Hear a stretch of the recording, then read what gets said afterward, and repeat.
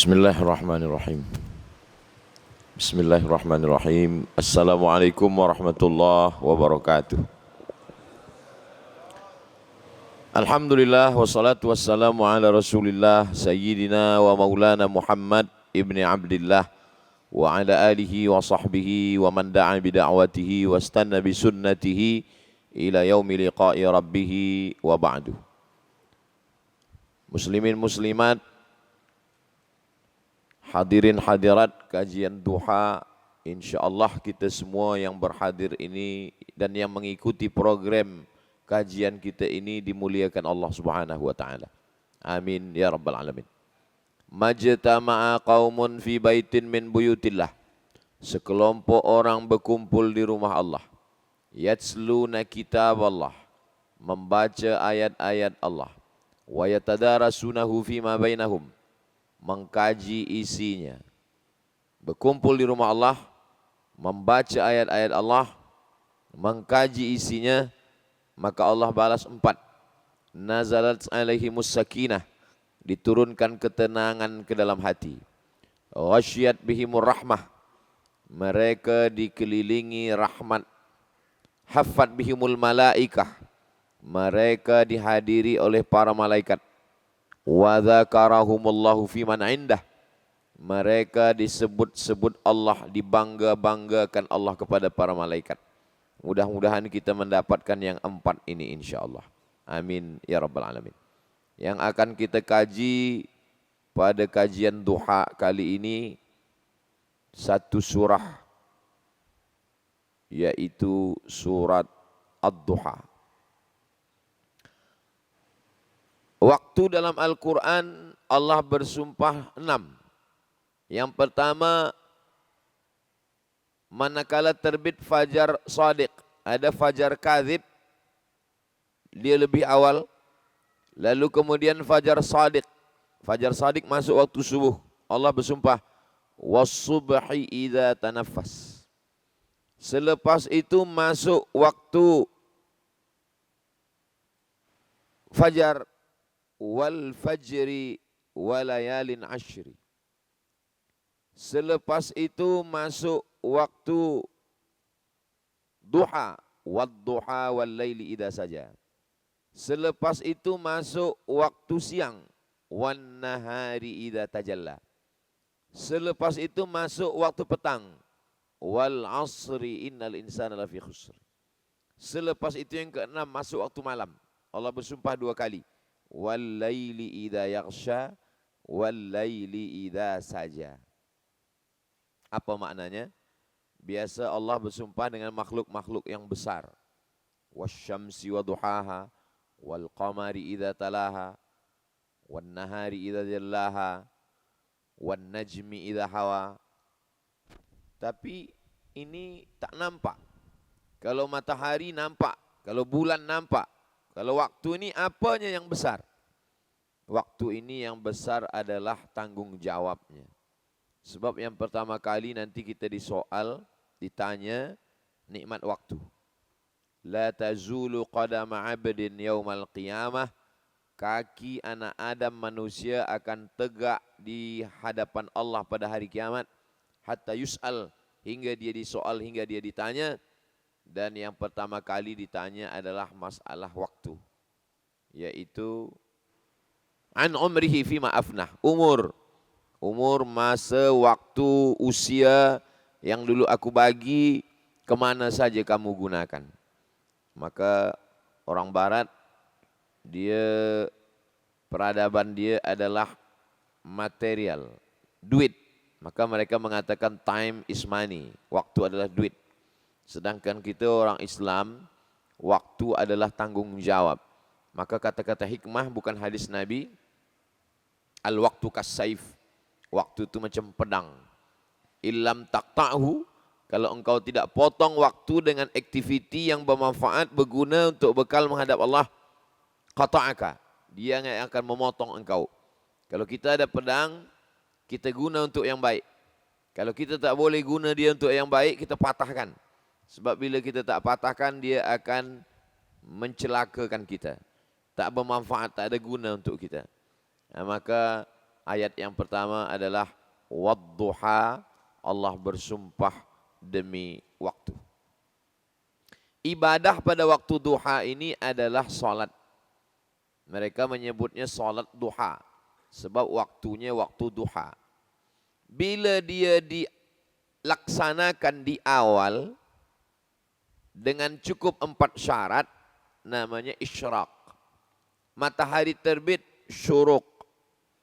Salat yang dilaksanakan ketika matahari terbit, lalukan 12 menit lebih kurang, disebut salat itu dengan isyraq. Syaratnya 4. Man shalla subha fi jama'atin, sembahyang subuh berjamaah. Thumma qa'ada yadhkurullah, duduk berzikir mengingat Allah. Hatta tatlu'asy syams, sampai terbit matahari. Thumma yusalli rak'ataini, sembahyang sunat 2 rakaat. Kalau cukup 4 syarat, namanya isyraq. Kalau tak cukup 4 syarat, namanya duha.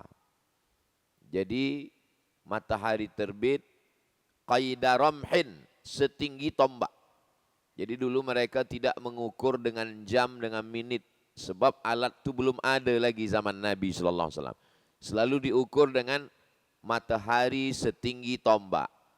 Orang Melayu tua dulu selalu menyebut matahari sepenggalah, sebab dia ukur dengan galah. Galah buluh setinggi tombak, sebegitulah tinggi matahari, maka dia sebut ini dah boleh solat duha dah. Kita selalu sebut pukul 8, pukul 9, pukul 10. Sebenarnya startnya dah boleh ketika matahari setinggi tombak. Jadi matahari terbit, tunggu matahari itu berjalan setinggi tombak. Kenapa tak boleh sembahyang sebelum matahari setinggi tombak? Sebab itulah waktu yang dipakai oleh orang musyrik menyembah berhala. Lata, Uzza, Manat, Hubal, Jibti, Taghut, Naham. Itu mereka sembah sehari 3 kali. Pertama manakala matahari terbit, yang kedua matahari tergelincir, yang ketiga matahari tenggelam. Itu maka dalam 3 waktu itu kita tidak boleh sembahyang, tak boleh solat. Tapi boleh solat kalau ada sebab. Misalkan selepas asar kita masuk masjid, maka kita boleh solat tahiyatul masjid. Sebab apa? Sebab ada sebab. Selepas asar, kata imam masjid, sebelum kita keluar daripada masjid selepas asar ini, kepada semua jamaah jangan keluar dulu. Sebab kita nak sembahyang jenazah. Boleh. Itulah mengapa di Masjidil Haram, Masjid Nabawi, ada sembahyang selepas asar. Yang tak boleh itu adalah solat sunat mutlak. Sebab apa? Sebab dikhawatiri dia akan terperosok ke dalam tasyabuh. Man tasyabbaha biqaumin fahuwa minhum. Sesiapa yang menyerupai perbuatan orang kafir, dikhawatirkan dia akan dianggap sama dengan perbuatan itu. Dulu orang kafir musyrik menyimpan air anggur, khamar, di dalam labu. Labu itu diambil isinya, lalu kulitnya dijemur. Kulit dijemur ini tempat menyimpan khamar. Ketika Nabi datang, maka tak boleh menggunakan tempat air minum dari kulit labu. Sebab apa? Sebab nanti bila ada orang Islam tengok, kamu kenapa gunakan tempat khamar? Inilah dalil tak boleh memakai simbol-simbol tempat air minum. Begitu juga dulu mereka batang pokok kurma itu, batang bagian pangkal akar pokok kurma itu mereka keruk hingga ada lubang di dalam. Lubangnya itu diisi khamar. Manakala Islam datang, khamar haram, tempatnya pun tak boleh dipakai. Sebab bila tempat itu dipakai, walaupun diisi air zam-zam, orang tak tengok, dia tak tahu apa isi di dalam. Sebab dia bukan kaca. Maka bila dia tengok, ini kenapa dah Islam masih juga minum khamar? Itulah mengapa kita tak boleh guna pakaian, simbol-simbol yang menunjukkan kepada agama orang lain. Sekarang banyak kita tengok di TikTok, di FB, di Instagram, Orang semudahnya saja menggunakan pakaian ke simbol agama orang lain. Bila kita tanya, kenapa awak buat macam ini? Kalau salah, mengakulah salah. Ini bila ada orang dulu kalau salah dia aku saya salah, saya silap, saya tak tahu. Orang sekarang bila kita tanya, kenapa awak pakai ini, kenapa awak buat macam ni? Innamal a'malu binniyat. Tahu pula dia membawa hadis. Hadisnya betul, maknanya tak betul. Itulah mengapa kita belajar agama ni bukan ingin mengambil ayat dan hadis untuk menjadi dalil atas kesalahan kita. Kita mengaji ini kita nak memperbetulkan kesalahan kita. Bukan kita salah, lalu kita katakan perbuatan saya ini betul dengan membacakan ayat Quran dan hadis Nabi. Itulah mengapa sebelum membaca Quran, kita disuruh idza qara'tal Quran, sebelum baca Quran, fasta'iz billah, minta lindung kepada Allah. Kenapa minta lindung kepada Allah? Sebab boleh jadi ayatnya betul, tapi tafsirnya dipesongkan oleh syaitan. Idza qara'tal Quran, sebelum baca Quran, fasta'iz billah, a'udzubillahi minasyaitonir rajim. Menurut mazhab Hanafi, membaca a'udzubillah itu sekali saja di rakaat pertama. Selepas iftitah, sebelum baca Al-Fatihah, sekali a'udzubillah. A'udzubillahi minasyaitonir rajim. Rakaat kedua, rakaat ketiga, rakaat keempat, tak ada lagi baca ta'awudz. Sedangkan menurut mazhab Syafi'i, setiap rakaat membaca ta'awudz. Rakaat pertama, a'udzubillahi minasyaitonir rajim, bismillahirrahmanirrahim, alhamdulillahirabbil alamin. Tegak rakaat kedua, a'udzubillah lagi. Rakaat ketiga, a'udzubillah lagi. Rakaat keempat, a'udzubillah. Ini tentang membaca ta'awudz, a'udzubillah dalam sembahyang. Adapun di luar sembahyang, maka semua qari membaca a'udzubillahi minasyaitonir rajim. Sedangkan bismillahirrahmanirrahim, bismillahirrahmanirrahim, ada yang sepakat, ada yang ikhtilaf. Yang ulama sepakat bahawa dia ayat Al-Quran, itulah dia surat Nabi Sulaiman kepada Bilqis. Innahu min Sulaiman wa innahu bismillahirrahmanirrahim. Orang pertama yang guna bismillah dalam surat Nabi Sulaiman alaihissalam. Lalu kemudian itu tak ada ikhtilaf, sepakat ulama bahawa dia ayat. Adapun yang ikhtilaf adalah bismillah pada awal Al-Fatihah. 3 mazhab. Mazhab Syafi'i dibaca jahar. Bismillahirrahmanirrahim. Alhamdulillahi rabbil alamin. Mazhab Hanafi dan Hambali dibaca sir. Bismillahirrahmanirrahim. Alhamdulillahi rabbil alamin. Mazhab Maliki tiada dibaca sama sekali. Tak ada baca bismillah. Sebab menurut mazhab Maliki, ayat Al-Fatihah itu diawali dari Alhamdulillahi rabbil alamin. Bismillah bukan ayat. Itu maka bila kita tengok Quran yang cetakan Maghribi, nanti bila pergi Maghribi tengok Quran cetakan Maghribi, Alhamdulillahi rabbil alamin 1. Tapi Quran yang cetakan Malaysia, Indonesia, Brunei Darussalam, Singapura, Patani, Thailand, Makkah, Madinah, yang masyrik, yang belahan timur, Bismillahirrahmanirrahim 1. Itu dibahaskan oleh Imam Jalaluddin Abdurrahman As-Suyuti dalam tafsir Jalalain. Bila dihitung kira sama-sama 7. Yang Bismillahirrahmanirrahim 1 pun 7. Yang Alhamdulillahirabbil alamin pun 1 7. Macam mana boleh Bismillah tak masuk, dia boleh 7 juga. Yang ikut Bismillahirrahmanirrahim. Bismillahirrahmanirrahim. Alhamdulillahirabbil alamin. Ar-Rahmanirrahim. Malik yaumiddin. Iyyaka na'budu wa iyyaka nasta'in. Ihdinas siratal mustaqim. Siratal ladzina an'amta 'alaihim ghairil maghdubi 'alaihim waladdallin. Amin. 7. Yang tak masuk bismillah, dia hitung kira dari alhamdulillah. Alhamdulillahirabbil alamin. Ar-Rahmanir Rahim.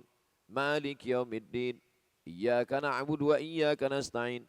Ihdinas siratal mustaqim. Siratal ladzina an'amta 'alaihim Ghairil maghdubi alaihim waladdallin. Amin. 7 juga. Ini tentang bismillah. Bismillah di pangkal surat selain Al-Fatihah, di pangkal Wadduha, sebelum Alam Nashrah, dari Wadduha ke Alam Nashrah ada bismillah. Bismillahnya itu adalah sebagai sempadan, sebagai batas, sebagai pemisah antara Ad-Duha dengan Alam Nashrah, Al-Insyirah. Begitu kata ulama tentang bismillah di dalam Al-Quran. Bila saya memakai mazhab Syafi'i, maka bismillah saya jaharkan. Baik pada Al-Fatihah, begitu juga pada surah. Bismillahirrahmanirrahim. Alhamdulillahirabbil alamin. Selepas ghairil maghdubi alaihim waladdallin. Amin. Bismillahirrahmanirrahim. Wadduha wallaili idza saja. Tapi kalau mazhab lain, ada dia jahar, ada dia tak baca sama sekali. Ini tentang membaca bismillah.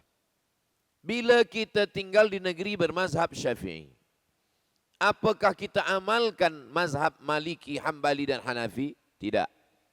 Kalau untuk kita di rumah kita sendiri, kita boleh. Tapi kalau kita menjadi imam, maka kita pakai mazhab Syafi'i. Imam Masjidil Haram Syekh Abdul Rahman Sudais, dia datang ke Jakarta. Dia menjadi imam di Masjid Istiqlal. Dia tahu bahwa orang di masjid itu bermazhab Syafi'i. Manakala dia diminta jadi imam, videonya ada, boleh ditengok di YouTube, tulis di situ Syekh Abdul Rahman Sudais, Masjid Istiqlal Jakarta. Rakaat pertama dia baca Sabbihis. Bismillahirrahmanirrahim. Alhamdulillahirabbil alamin. Selepas waladdallin amin, dia baca Sabbihis. Bismillahirrahmanirrahim. Sabbihisma rabbikal a'la. Itu menunjukkan dia faham fiqh. Sebab apa? Al-adab fauqal ilmi. Ada adab yang lebih tinggi. Kita tidak ingin hati jamaah ikhtilaf. Kedatangan kita tidak ingin merosakkan hati orang yang awam, orang yang tidak alim, orang yang tak faham mazhab. Sehingga selepas tazkirah dia balik, tak ada yang dia ingat. Yang dia ingat tadi, imam tak bersesuaian dengan amalan dia hari-harian sebagaimana biasa. Ini namanya fiqh dakwah. A'udzubillah, bismillah, wadduha. Kita masuk ayat yang kedua. Wadduha, wallaili idza saja. Nanti di akhir surah kita tengok macam mana ayat ini berpasang-pasangan. Pasangan daripada wadduha, siang, adalah wallaili idza saja. 2. Pasangannya adalah malam. Di antara keindahan susunan Al-Quran adalah susunannya. Yang menyusun ini Allah Subhanahu wa taala. Maka bila orang baca dengan baik, di situ dia nanti akan faham, lama-lama renungkan tentang berapa siang, berapa malam, berapa dosa, berapa taubat. Ada ulama yang khas menghitung kira tentang itu dalam ayat Al-Quran. Nanti dia akan ambil kesimpulan, ini tidak mungkin dari akal fikir manusia. Yang saat itu amat sangat sederhana. Belum lagi ada komputer, belum lagi ada alat yang untuk menghitung mengiranya. 30 juzuk. Ini semua adalah datang daripada Allah Subhanahu wa taala. Ini salah satu mukjizat Al-Quran. A'udzubillahi minasyaitonirrajim. Bismillahirrahmanirrahim. Wadduha wallaili idza saja. Wadduha siang, wallaili idza saja malam. Saja menutup. Siang terbuka. Semua nampak. Saja tutup. Makna saja yang pertama tertutup. Maknanya dunia ini tertutup, matahari tertutup, maka kita pun gelap. Sengaja dibuat Allah untuk tempat beristirahat. Maka tak sama antara tidur siang dengan tidur malam. Kalau ada orang yang bekerja di waktu malam, saudara-saudara kita, sahabat kita, security, lalu kemudian lepas sembahyang subuh dia tidur. Tidur dari pukul 6, pukul 7 hinggalah kepada maghrib, tetap dia sembahyang, tetap dia jaga zuhur sembahyang, lepas tu asar dia sembahyang, lalu kemudian sampai maghrib. Tak sama kualiti tidur siang itu dengan tidur malam. Boleh tanya, doktor, ini menunjukkan bahawa Allah Subhanahu wa taala memang sudah ciptakan ada siang untuk mencari nafkah, ada malam untuk kita rehat. Bila manusia robah ini, maka dia sudah merubah sunnatullah. Yang timbul yang akan datang hanyalah penyakit saja. Wadduha wal laili idza saja. Saja makna yang kedua adalah tenang. Maka kita mendapatkan ketenangan di waktu malam. Di waktu malam orang tidur, kita jaga, bermunajat, memohon, meminta, solat, berzikir, baca Quran. Wadduha wal laili idza saja. Ayat yang ketiga. Ma wadda'aka rabbuka wa ma qala. Dua juga. Ada siang, ada malam. Dalam ayat yang ketiga ini pun dua juga. Ma wadda'aka rabbuka wa ma qala. Wadda'a, kita tahu kalau umrah ada tawaf wada'. Wada' itu dari kata wadda'a, meninggalkan. Tawaf wada' sebab kita akan meninggalkan Ka'bah. Kita akan balik ke Semenanjung. Kita akan balik ke negeri kita. Ma wadda'aka, Allah tidak meninggalkan engkau. Ka dalam ayat ini adalah Nabi Muhammad sallallahu alaihi wasallam. Wa ma qala, qala membiarkan. Seorang ibu marah kepada anak, dia biarkan. Dia tak tengok, dia tak bagi nasihat, dia tak sapa, dia tak tegur, apa pun nak buat, buatlah. Meninggalkan belum tentu membiarkan. Ada seorang suami pergi keluar kota, keluar negara. Dia tinggalkan, tapi dia tak biarkan. Sebab dia tanya, dah makan, dah minum, macam mana anak-anak kita, apa kabar, sihat. Tidak semua yang meninggalkan itu membiarkan. Tapi ada orang yang bersama, tapi dia biarkan. Serumah, sebilik, sekatil, tapi dia tak ada bagi perhatian. Maka ayat Al-Quran begitu halusnya. Ma wadda'aka, Allah tidak meninggalkan engkau. Wa ma qala, dan tidak membiarkan engkau. Maknanya Allah tak jauh, Allah dekat. Allah selalu memberikan perhatian kepada Nabi Muhammad sallallahu alaihi wasallam. Apa asbabun nuzul ayat ini? Sebab ayat ini turun adalah ketika wahyu lama tak turun. Maka datanglah istri Abu Lahab, namanya Ummu Jamil. Abu ayah, Lahab api yang menyala-nyala. Saking handsome-nya dia, maka orang Arab memanggil dia ya Aba Lahab, wahai orang yang handsome seperti api menyala. Maka kalau ada orang Terengganu handsome tapi tak sembahyang, panggillah Abu Lahab. Abu Lahab, nama dia Abdul Uzza. Abdu artinya hamba, Uzza nama Tuhan mereka. Lata, Uzza, Manat, Hubal, Jibti. Maka biasa mereka bagi nama Abdul Uzza, hamba Uzza. Tak boleh syirik, tak boleh menghambakan diri kepada berhala. Maka nama-nama semua itu dirubah Allah jadi Abdullah. Dirubah Nabi menjadi Abdullah. Nama istri dia Ummu Jamil. Kata Ummu Jamil, wadda'aka syaitanuka. Hai Muhammad, wahyu lama tak turun. Biasa tiap-tiap hari engkau bacakan wahyu. Sekarang wahyu tak turun, berarti syaitan engkau meninggalkan engkau. Rupa-rupanya mereka menganggap Nabi Muhammad itu diganggu syaitan. Semua yang cakap keluar dari mulut dia itu daripada syaitan. Salah satu tuduhan mereka. Maka mereka menuduh Nabi itu sahir, tukang sihir. Rajulun mashur, orang yang kena sihir. Asatirul awwalin, hanyalah dongeng-dongeng orang tua-tua belaka. Maka ketika itu kata Ummu Jamil, wadda'aka rabbuka, wadda'aka syaitanuk. Syaitanmu meninggalkan engkau. Turunlah ayat ini membantah. Ma wadda'aka rabbuka wa ma qala. Tuhanmu tidak meninggalkanmu, wa ma qala, dan tidak membiarkanmu. Ketika ayat ini turun, Nabi bertakbir.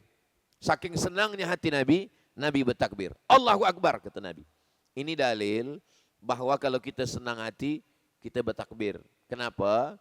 Karena kalau kita senang hati, kita tidak sebut nama Allah, boleh datang ain. Ain tidak selamanya datang disebabkan kita susah hati. Senang hati pun kalau kita tak libatkan Allah, ada anak cantik, kita katakan, budak ni cantik lah. maka libatkan Allah. Kita katakan Alhamdulillah, Masya Allah, Tabarakallah. Bila kita tidak sebutkan Allah, maka itu mungkin ada kena ain. Maka ketika turun ayat ini Nabi mengatakan Allahu Akbar. Itulah mengapa di negeri Melayu ada tradisi kita berkhatam kaji. Di kampung saya lelaki berkhatam kaji sebelum khitan. Dulu ayah dia menyerahkan ke guru mengaji. Ini anak saya tolong ajar mengaji. Nanti sebelum berkhitan dia ada malam berkhatam kaji. Kalau budak perempuan ada malam berkhatam kaji sebelum akad nikah. Malam merisik, malam berinai, malam meminang, malam berkhatam kaji, malam meminang, malam walimah. Maknanya apa? Sudah menjadi tradisi di negeri orang-orang Melayu, lelakinya khatam Quran, perempuannya khatam Quran, mereka menikah, bertemu di tempat yang baik, melahirkan generasi anak keturunan yang baik-baik. Maka Nabi SAW menyampaikan, ma wadda'aka rabbuka wa ma qala. Tidaklah Allah meninggalkan engkau, tidak pula membiarkan engkau seperti yang dituduhkan. Nabi pun bertakbir, Allahu Akbar. Maka dalam khatam kaji itu biasanya selepas budak khatam dari Alif Lam Mim sampai ke An-Nas, nanti dia akan khatam diserahkan balik dari guru ke orang tua. Di akhir itu dibacakan dari Wadduha. La ilaha illallah wallahu akbar. Bismillahirrahmanirrahim Wadduha. Sampai habis. La ilaha illallah wallahu akbar. Bismillahirrahmanirrahim. Alam nashrah laka sadrak. Terus lagi. La ilaha illallah wallahu akbar. Ini tradisi yang baik. Acara program berkhatam kaji. Ma wadda'aka rabbuka wa ma qala. Kita teruskan ayat keempat. Walal akhiratu khairul laka minal ula. Pun berpasangan juga dua. Pasang terus dua. Wal laili idza saja. Wadduha wal laili idza saja. Ma wadda'aka rabbuka wa ma qala. Walal akhiratu khairul laka minal ula. Dua juga. Walal akhiratu akhirat. Khairul laka lebih baik bagi engkau minal ula daripada yang pertama. Yang terakhir lebih baik daripada yang pertama. Makna yang terakhir nanti akhirat. Lebih baik daripada yang pertama, inilah dunia yang sekarang. Macam mana perbandingan akhirat dengan dunia? Kata Nabi, pergilah engkau ke tepi laut, celupkan ujung tangan engkau, selepas itu tarik ke atas. Apa air yang melekat di ujung jari, itulah dunia. Air yang tinggal di lautan yang luas, itulah akhirat. Susah menjelaskan ini bagi orang kalau rumah dia jauh dari laut. Tapi di Terengganu senang aja. Nah, lepas ini pemuda-pemuda yang ada akun TikTok, pergilah ke tepi laut. Masukkan ujung jari.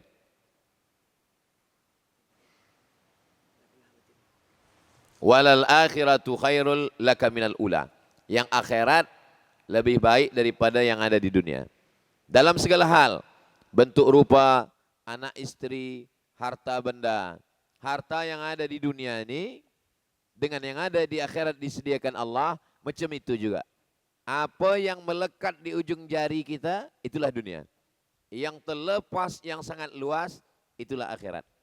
Jadi kalau begitu kita berpikir tentang dunia, kalau dapat tak sombong, sebab yang dapat pun tak banyak. Kalau tak dapat tak sedih, sebab yang tak dapat pun tak juga banyak. Kalau melekat tak angkuh, kerana yang melekat di ujung jari pun tak banyak. Kalau tak melekat pun tak juga sedih, tak risau hati, sebab ada yang disediakan Allah lebih daripada itu. Maka kalau orang berpikir tentang akhirat, semua akan dia bagikan untuk bekal nanti di akhirat, sebab dunia hanyalah setetes saja. Termasuklah tentang apa yang akan kita siapkan bekal di akhirat untuk tabung pembaikan masjid wakaf Tembesu. Kerosakan struktur siling dan atap perlu dana sebanyak 2 juta ringgit. Jangan pula pengsan mendengar ni. Kepada sesiapa yang mahu menyumbang, boleh salurkan ke akaun Bank Islam Masjid Wakaf Tembesu. Nombor akaun 1306-201-000-8134. Sekali lagi, akaun Bank Islam Masjid Wakaf Tembesu, nombor akaun 1306-201-000-8134. Petugas akan mula mengutip menggunakan beg warna kuning. Saya dah 3 kali bagi tazkirah, lain tempat, lain begnya. Kemarin malam merah, semalam duha putih, hari ini kuning. Masya Allah, tabarakallah. Nanti bila nampak kuning, isilah. Maknanya itulah bekal kita menghadap Allah. Walal akhiratu khairul laka minal ula. Yang akhirat lebih baik daripada yang pertama. Kalau kita tengok macam mana ulama menyikapi hidup. Mereka hidup ini tidak terlampau sedih ketika tak dapat. Tidak pula terlampau senang ketika dapat. Sebab apa? Sebab dia seimbang. Walal akhiratu khairul laka minal ula. Kita teruskan. Ayat yang kelima. Wala sawfa yu'tika rabbuka fatarda. Berpasangan juga. Wala sawfa yu'tika rabbuka. Allah akan memberikan kepada engkau. 2. Fatarda. Kalau engkau ridha. Jangan beramal kerana ingin surga. Kerana semua umat Nabi Muhammad pasti masuk surga. Man qala la ilaha illallah dakhalal jannah. Tapi beramallah kerana ridha. Kerana kalau orang ridha, maka Allah akan balas dengan ridha. Semua Allah akan berikan. Contoh ridha dengan contoh beramal ingin surga. Seperti pegawai kaki tangan. Bekerja ingin dapat gaji. Masuk pukul 8, keluar pukul 4, semua dikerjakan. Dia hanya dapat gaji. Tapi kalau dapat ridha, seperti istri kepada suami. Dia tidak pakai jam, pagi, petang, siang, malam. Dia tidak pakai ada standard. Sebab yang dicari adalah senang hati, puas hati. Kalau orang dah puas hati, semua dia akan bagi. Kalau antara direktur dengan kaki tangan, dengan pekerja, ada aturan-aturan. Tapi kalau antara ayah dengan anak, itu hubungannya adalah ridha, puas hati, kasih sayang. Maka jangan kita heran melihat seorang ayah membagikan semua kepada anak. Kenapa? Karena asas daripada hubungan mereka adalah ridha. Maka kata Allah Ta'ala, wala sawfa yu'tika rabbuka fatarda.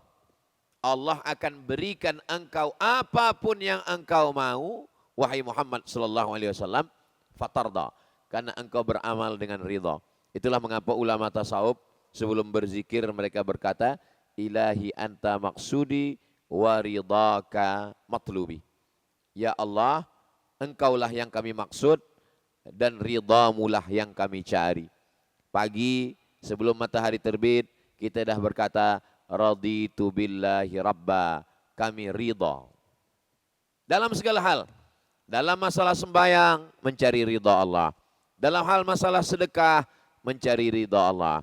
Dalam haji dan umrah, semua amal yang kita lakukan ini, ingin mencari ridha Allah subhanahu wa ta'ala. Karena kalau Allah sudah ridha, maka semua akan dia bagi. Jangan beramal hendak minta balasan, karena kalau minta balasan, yang dapat hanya balasan. Tapi kalau minta ridha, kalau Allah sudah ridha, maka semua akan dia bagi sebagaimana yang dia bagi pada sayyidina wa maulana wa syafi'ina wa zukhrina wa qurrati a'yunina Muhammad sallallahu alaihi wasallam. Tapi, ini saya sebut tapi, bukan berarti orang yang beramal minta surga itu salah. Nabi suruh, idza sa'altumullaha fas'aluhul firdaus. Kalau kamu minta kepada Allah, mintalah firdaus, surga yang paling tinggi. Pahala, bukan salah minta pahala. Siapa yang beristighfar dibagi Allah pahala. Ja'alallahu lahu min kulli dhiqin makhraja, segala kesempitannya dibagikan ke lapangan. Wa min kulli hammin faraja, segala kesusahannya diberikan kesenangan. Wa razaqahu min haitsu la yahtasib, diberi rezeki dari jalan yang tak disangka-sangka. Ada orang beristighfar, astaghfirullahalazim, astaghfirullahalazim, astaghfirullahalazim. Lalu kita tanya, kenapa awak istighfar? Saya istighfar supaya dapat rezeki tak disangka, supaya hati saya sempit jadi lapang, supaya masalah hidup saya ada solusi. Lalu kita katakan kamu salah.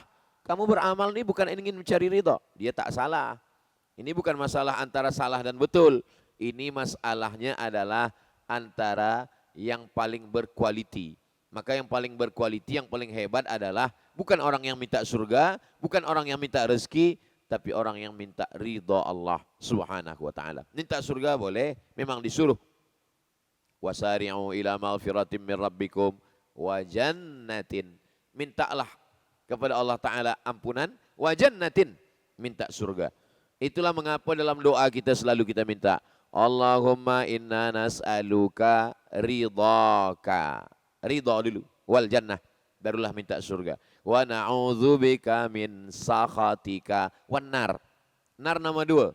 Yang pertama minta sakhatika, murka Allah. Yang pertama minta ridhaka, baru surga Allah. Allahumma inna nas'aluka ridhaka. Dua. Wala sawfa yu'tika rabbuka fatardah. Alam yajidka yatiman fa'awa. Bukankah engkau dulu yatim? Satu, fa'awa. Lalu Allah buat engkau berkecukupan.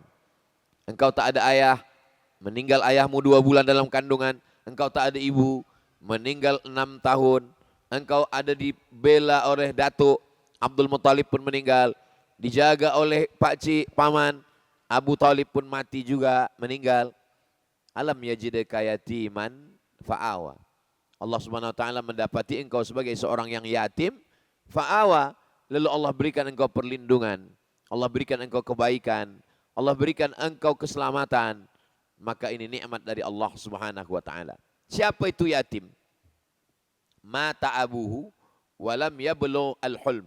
Meninggal ayahnya dan dia belum lagi akil baligh. Ini pendapat yang pertama.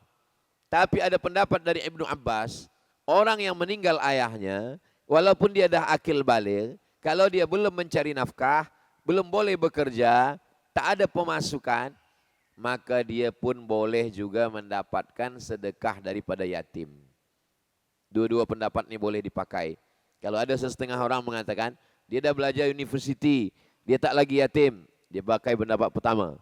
Tapi kalau dia pakai pendapat kedua, dia memang dah belajar universiti, tapi dia belum bekerja lagi. Ibu dia pun susah, kita bagi juga. Maka ini mengambil pendapat dari Ibnu Abbas. Lalu kemudian, alladzina ya'kulunal amwalal yatama, orang yang memakan harta anak yatim zulman secara zalim, innama ya'kuluna fi butunihim nara. Mereka seperti orang yang memakan api neraka. Bagaimana kalau kita mendapat wasiat untuk menjaga harta anak yatim? Ada seorang lelaki punya harta, meninggal, anak dia yatim. Istrinya mendapat 1/8. Sebab ada anak. Baki harta ni, anak lelaki 2 kali bagian anak perempuan. Lidzakari mithlu hazzil unsayain. Tapi anak yang belum akil baligh ni tidak boleh dibagi harta.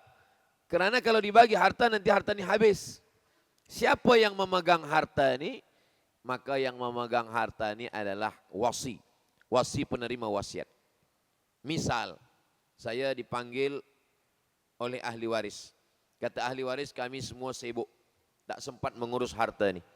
Maka Ustadz, kami minta amanah untuk menjaga harta anak yatim. Atau ibunya. Ibu dah dapat harta warisan 1/8. Tapi kemudian dia juga mengurus harta anak yatim. Apakah kebun, apakah tempat niaga, harta anak yatim yang belum boleh dibagikan kepada anak yatim. Sebab dia belum lagi akil baligh. Nanti bila dibagikan harta ni akan dia habiskan untuk perkara-perkara yang tak bermanfaat. Maka dalam Al-Quran diatur, faman kana ghaniyan falyasta'fif. Kalau orang yang mengurus harta anak yatim itu kaya, falyasta'fif, jagalah diri jangan sampai makan harta anak yatim. Bagaimana kalau dia susah, dia tak ada kerja? Faman kana faqiran, siapa yang fakir, tak ada kerja, dia hanya mengurus, menjaga, membela anak yatim, falyakul, dia boleh memakan. Tapi batasannya, ada hadnya, falyakul bil ma'ruf. Bil ma'ruf diambil dari kata urf.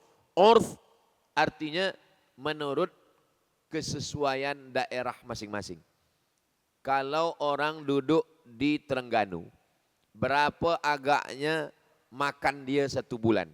Sebab tak sama antara yang di Terengganu dengan yang di Riau. Lain harga beras, harga makanan semua.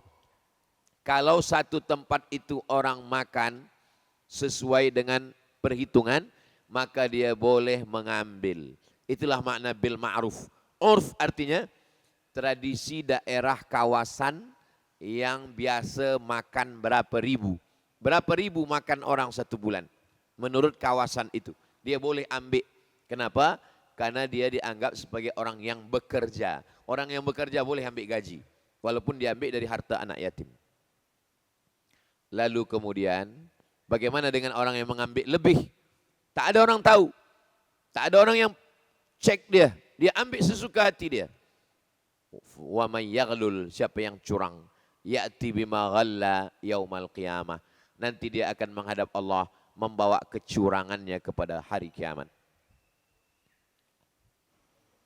Ayyuma lahmin, setiap daging di badan, nabata min haramin, kalau dia tumbuh dari yang haram, fannaru aulabi, tempatnya adalah api neraka. Nasi dimakan, berubah menjadi darah, berubah menjadi daging, membalut tulang.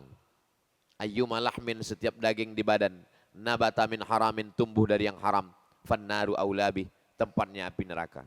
Kenapa Allah bercerita tentang yatim? Karena yatim kehilangan ayah. Tapi tak semua cerita yatim tentang orang susah.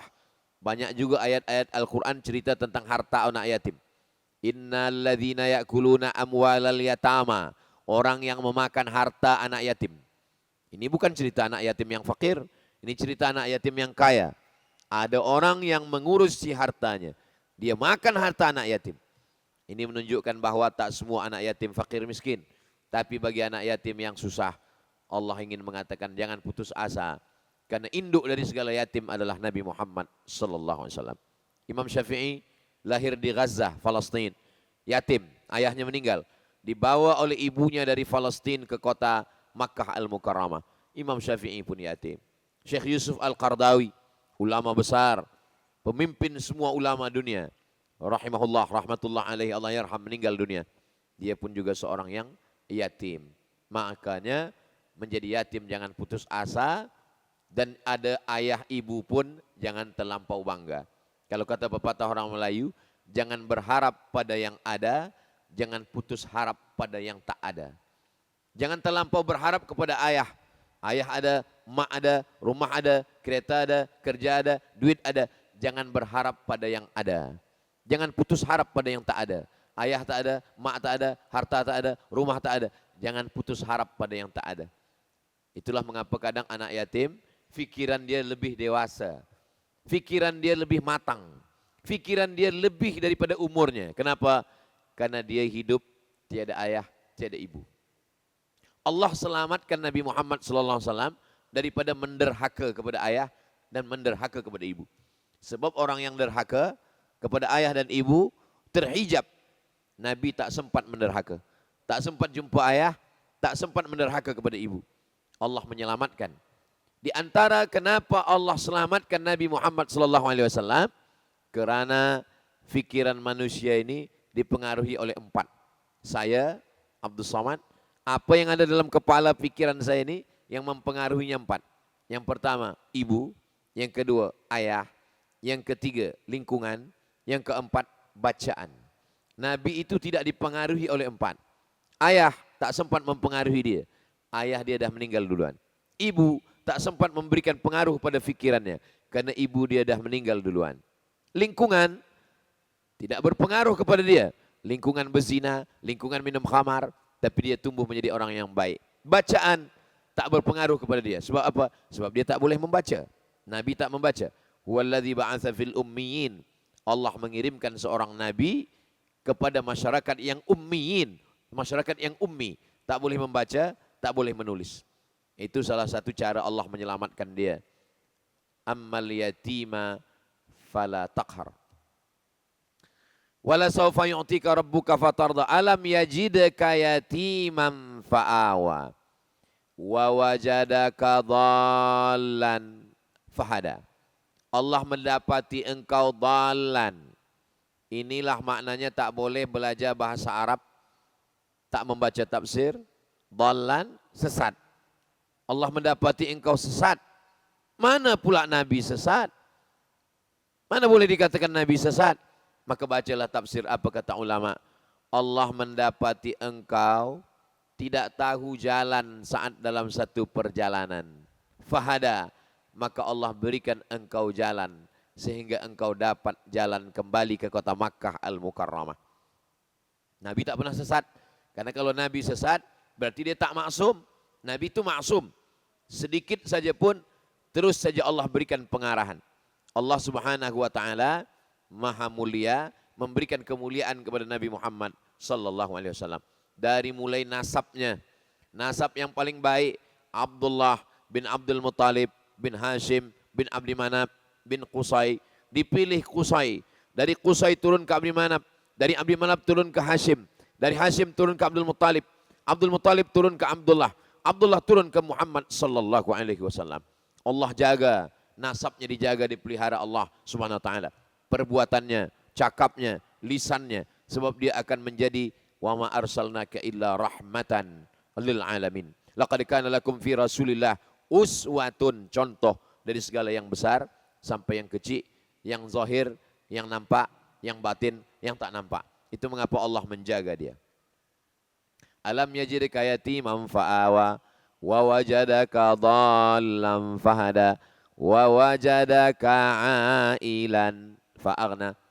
Manakala engkau dalam keadaan ailan, memerlukan, dalam keadaan susah, dalam keadaan sulit, susah makan, susah kehidupan, fa'aghna, Allah berikan engkau kecukupan secukup-cukupnya. Ketika ayahnya meninggal, ibunya meninggal, datuknya meninggal, dibesarkan di rumah pakcik dia, paman dia, orang yang paling susah di antara semua keluarga. Anak dia banyak, namanya Abu Talib. Lalu kemudian Abu Talib punya anak, itulah dia Ja'far bin Abi Talib, Ali bin Abi Talib, seperti saudara kandung Nabi sallallahu alaihi wasallam. Nama istrinya Fatimah binti Asad. Apa kata Nabi ketika Fatimah meninggal? Ya Fatimah, engkau lapar, demi aku kenyang. Engkau tak berkain, demi aku berkain. Nabi sendiri yang menggali makam Fatimah binti Asad. Bila kita masuk di Baqi, sebelah kiri dekat dinding ada satu tembok, itulah makam Fatimah binti Asad. Nabi menggali, setelah Nabi gali, Nabi masuk ke dalam, Nabi berdoa di dalam, Nabi menangis, karena disitulah akan dimasukkan jasad daripada Fatimah binti Asad. Sudah seperti ibu dia. Maka dalam hidup Nabi ada ibu Fatimah binti Asad, ada istri, ada anak Fatimah, Sayyidatuna Fatimah, Sayyidatun Nisa'i Ahlil Jannah, yang kemudian dinikahkan dengan Sayyidina Ali karramallahu wajhah, melahirkan Sayyidina Al-Hasan, Sayyidina Al-Husain. Alam yajidka yatiman fa'awa wa wajadaka dhallan fahada wa wajadaka ailan fa'aghna. Tiga ini jawabannya ada pada 3 ayat yang selepasnya.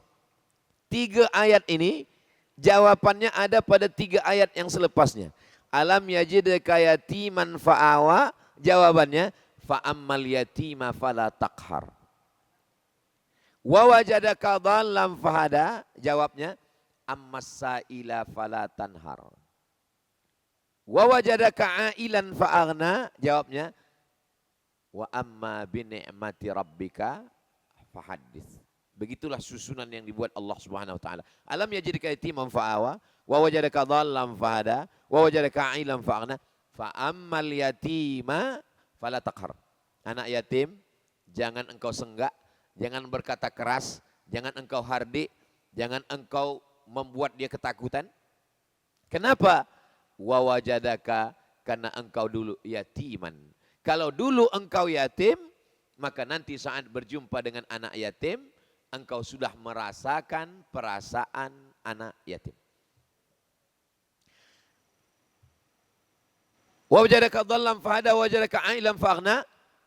Lalu kemudian ketika Allah mengatakan, ammas sa'ila, orang yang bertanya, fala tanhar. Orang yang bertanya, orang yang meminta. Ammas sa'ila maknanya dua. Yang pertama bertanya tentang sesuatu, sa'ila meminta tentang sesuatu, fala tanhar. Yang ketiga, wa amma bi ni'mati rabbika, adapun nikmat yang diberikan Allah Subhanahu wa taala, fahaddits, ceritakanlah. Jangan menceritakan nikmat Allah, karena tak semua orang senang dengan kita dapat nikmat. Kullu dzi ni'matin mahsudun. Semua orang yang dapat nikmat pasti akan ada yang hasad. Kalau ada orang hasad pada kita, bersyukurlah, berarti tandanya kita dapat nikmat. Kalau ada orang benci pada kita, berarti hidup kita lebih baik daripada dia. Karena kita lebih baik, itulah maka dia benci. Kalau kita lebih rendah, lebih buruk, lebih susah, dia tak akan benci, dia akan senang. Karena sifat manusia, in tamsaskum hasanatun tasuhum. Kalau kamu dapat kesenangan, dia akan susah hati. Wa in tusibkum sayyi'atun, tapi kalau kamu dapat kesusahan, kesulitan, kepayahan, yafrahu biha, mereka akan senang sesenang-senangnya. Allah buat dia tak tahu jalan, supaya nanti datang orang yang tak tahu bertanya, dia tidak kasar. Allah buat dia tak ada ayah ibu, supaya dia boleh merasakan rasanya tak berayah, tak beribu. Allah buat dia pernah merasakan susah, supaya dia boleh merasakan kesusahan orang lain. Yang tiga-tiga ini tidak boleh diungkapkan, dituliskan dengan kata-kata. Sebab apa? Tentang susah, tentang payah, tentang yatim, itu hanya boleh dirasakan oleh orang-orang yang pernah merasakannya. Maka kata pepatah, lam ya'rif man lam yadhuk. Orang yang tak pernah merasa, maka dia tidak akan pernah tahu. Itulah surah Ad-Duha yang selalu kita baca dalam sembahyang. Bagi yang sudah tahu mengulang kaji, kata pepatah Melayu, hafal kaji karena diulang, pasal jalan karena dilalui. Rumput tak akan tumbuh kalau selalu jalan itu kita lalui. Begitu juga pikiran yang jahat, yang merosak akal pikiran, tidak akan mengganggu kalau kita selalu lalui dengan jalan menuntut ilmu. Man salaka tariqan, melewati suatu jalan, yaltamisu fihi ilman, mendapatkan ilmu di jalan itu, sahalallahu lahu bihi tariqan ilal jannah, dimudahkan Allah jalannya menuju surga. Dan dengan memahami surat Ad-Duha ini, menambah kekhusyuan kita dalam sembahyang. Jadi yang biasa solat zuhur, solat asar, solat tahajud, duha, maka menanamkan makna di dalam hatinya, menambah kekhusyuan. Membaca dalam solat, mulut membaca, telinga mendengar, fikiran fokus, hati merenungkan, sehingga pikiran tak kemana-mana. Sedar, dengan penuh kesedaran, itulah dia khusyuk. Bismillahirrahmanirrahim.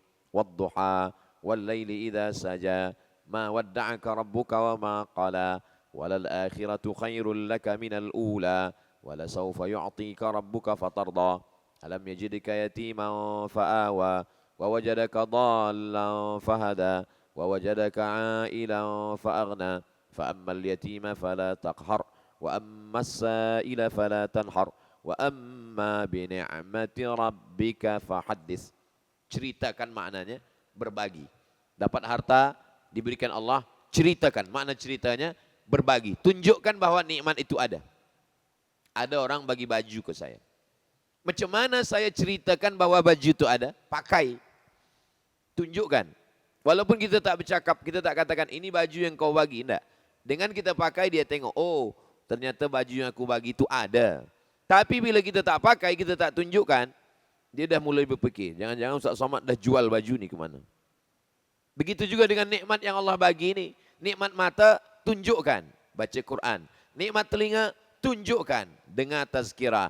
Nikmat hati dan fikiran, tunjukkan, pikir untuk merenung ayat-ayat Allah. Nikmat kaki, tunjukkan, fahadis, pakai berjalan ke rumah Allah. Nikmat tangan, tunjukkan, menolong, bertasbih, meringankan beban orang. Nikmat harta, tunjukkan, transfer ke akaun bank Islam, Masjid Wakaf Tembesu, nombor akaun 1306 201 000 8134. Wa amma binikmati rabbika fahadis. Saya mula tadi pukul 9, sekarang pukul 10. 60 minit kita bahaskan surat Ad-Duha pada waktu kajian duha. Mudah-mudahan bermanfaat. Terima kasih atas segala perhatian. Mohon maaf atas segala kekhilafan. Allahumma faqihna fid din. Dalamkan ilmu agama kami. Wa 'allimna ta'wil. Ajarkan kami pemahaman Quran yang betul. Warzuqna fahmal mursalin. Berikan kami kepahaman seperti yang Engkau berikan kepada para nabi, rasul-rasul dan wali-walimu. Wahfazna min kulli su' wa syarr wa makruh. Jaga kami dari segala perbuatan yang tak baik. Wafiqna lima tuhibbuhu wa tardah. Tanamkan dalam hati kami ridhamu, supaya kami beramal dengan ridha, mencari ridhamu saja ya Allah. Waqtim bis salihati a'malana. Tutup umur kami dengan husnul khatimah. Wajma'na ma'al habibil mustafa. Sebagaimana kami duha ini berkumpul bersama, maka buat juga kami nanti berkumpul bersama Sayyidina Muhammad sallallahu alaihi wasallam dalam surga Jannatul Firdaus. بحق نبيك محمد صلى الله عليه وسلم وبسر الفاتحة. أعوذ بالله من الشيطان الرجيم. بسم الله الرحمن الرحيم. الحمد لله رب العالمين الرحمن الرحيم مالك يوم الدين. إياك نعبد وإياك نستعين. اهدنا الصراط المستقيم صراط الذين أنعمت عليهم غير المغضوب عليهم ولا الضالين. Amin. Itulah yang boleh saya sampaikan pada tazkirah kajian duha ini. Terima kasih segala perhatian. Mohon maaf segala kesilapan dan kekhilafan. Aqulu qawli hadza astaghfirullah li wa lakum. Sampai jumpa dalam tazkirah malam nanti di Pahang, di Kuantan. Barakallahu fikum. Subhanakallahumma wa bihamdika asyhadu an la ilaha illa anta astaghfiruka wa atubu ilaik. Wa sallallahu ala sayyidina Muhammad wa ala alihi washabbihi wasallam. Walhamdulillahirabbil alamin. Wassalamualaikum warahmatullahi wabarakatuh.